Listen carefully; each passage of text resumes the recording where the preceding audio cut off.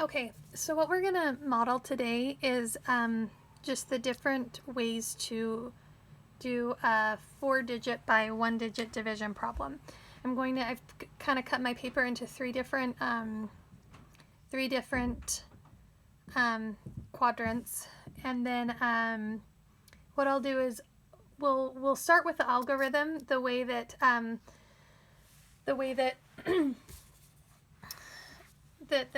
the quickest way to do a math problem, and then we'll go into a way that shows the algorithm with the value system, and then finally my most preferred method and how I teach my students to really prove numbers quickly is using the number bond method. This is all with division. So I'm going to just make up a problem here. I'm going to say, let's say it's 4,329, and we're going to divide it by, let's divide it by 7. So if we look at this, I'm always thinking, we know that division is repeated subtraction of equal groups. And so I'm looking at this number now not as just 4, it is 43, because I know if I have 7, I want to divide it that way. So if I look at that, okay, I know 6 times 7 is 42. And then I have 1 left. Then from here, I'm going to bring my 2 down. I look here and I say, okay, that can go into it 1 time. 7 goes here. I have 5 left. I bring my 9 down.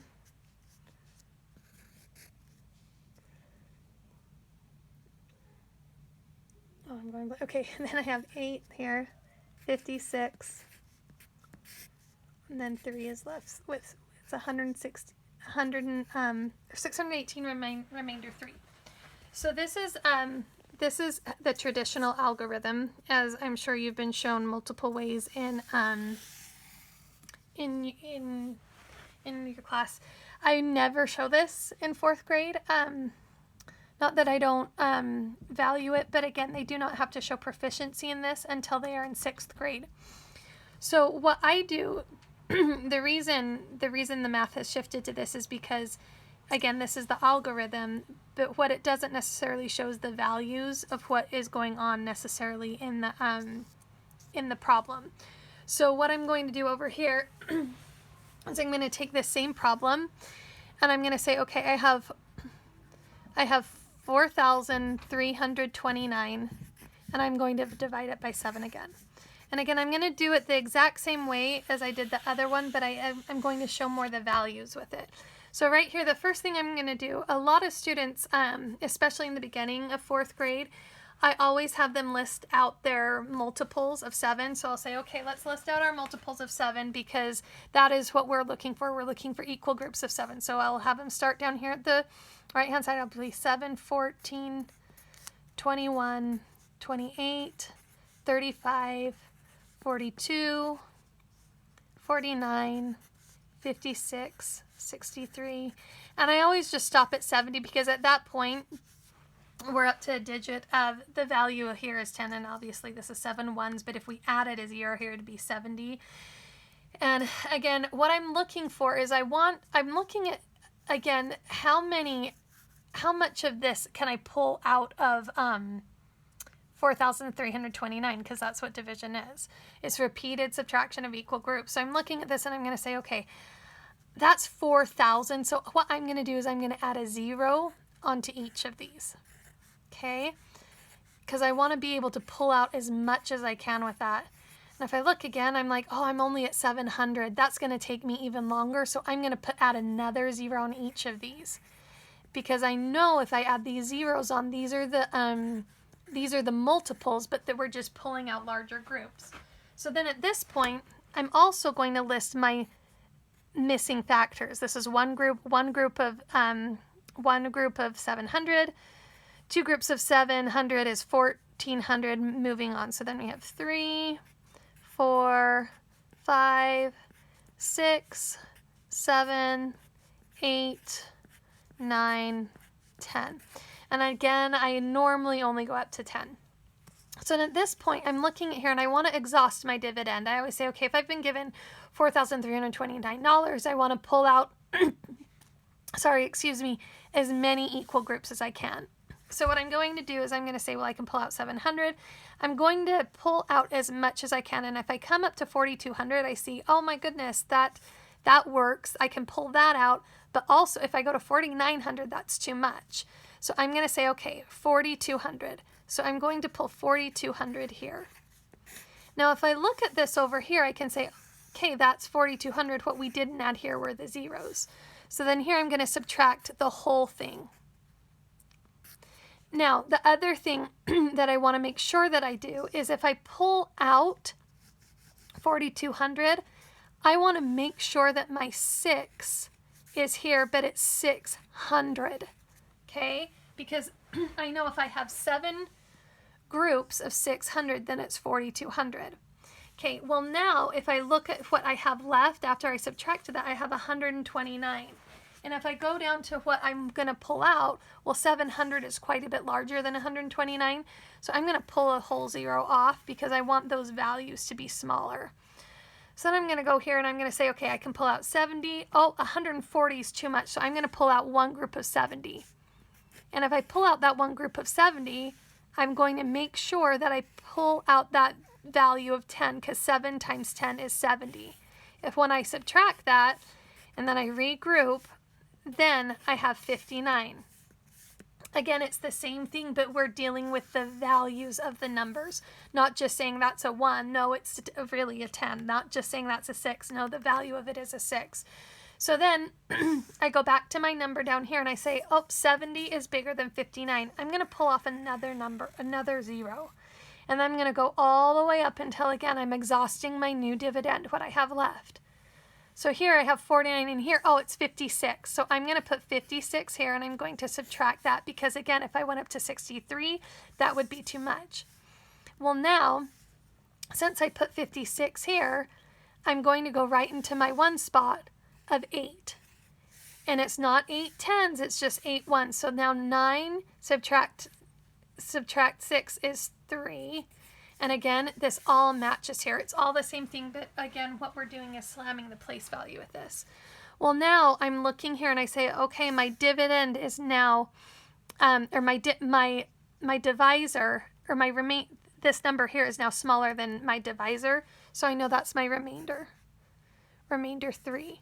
So then I know that my problem would equal 618 with a remainder of 3.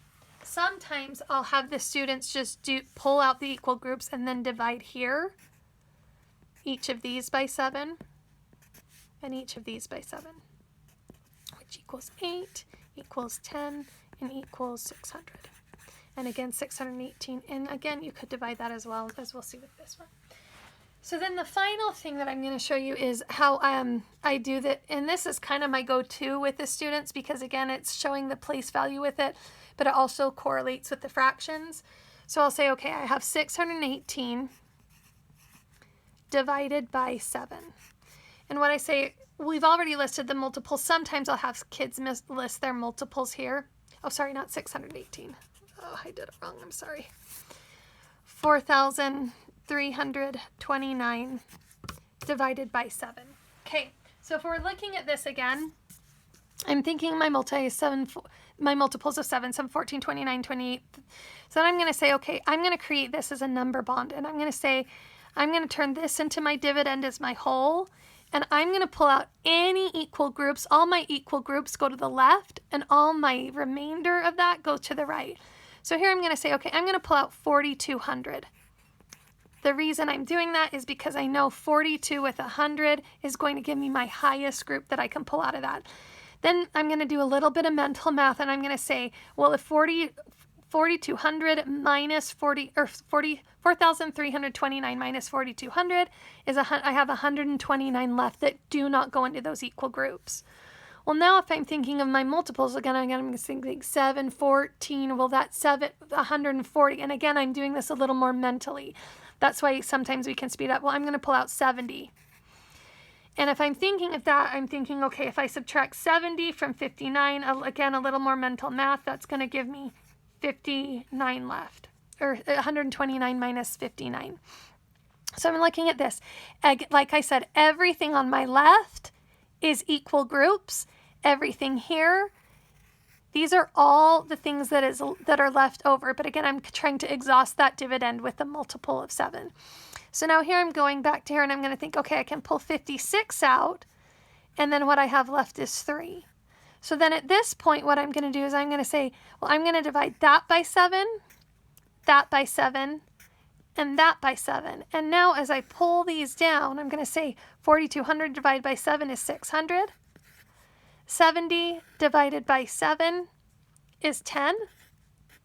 And I add my partial quotients. And then 56 divided by 7 is 8. Now I also have 3, and I am going to bring it down as well. But I have to remember that 3 is my remainder, and it's 3/7 is what it, and what I'm trying to do here is push students to see that in the long run, this is the mixed inverse 618 and 3/7, because this would be 4 more sevenths to the next whole. So these are kind of the 3 different ways that these are the 2 ways I show in class. This again, I wanted to show this to show how it correlates with the I call this the number bond method, and this also I call it like the place value method, where you're just looking more to the values of the numbers. And I just wanted to put it here so that you know the visual is here of how it would work as far as division would go. This is what I used.